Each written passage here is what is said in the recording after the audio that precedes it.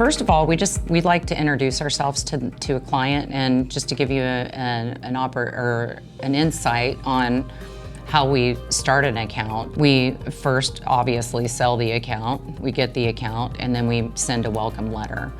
From that point, we bring in our client services rep, our operations manager, and sometimes Melanie and I, the managing partners, will be involved as well. We like to meet our clients when we have time. We go out and introduce ourselves. We don't want to take up a lot of people's time. Nobody wants to spend a lot, nobody has the time to spend with a lot of people. So we want to bring the energy, we want to show them, hey, we're here.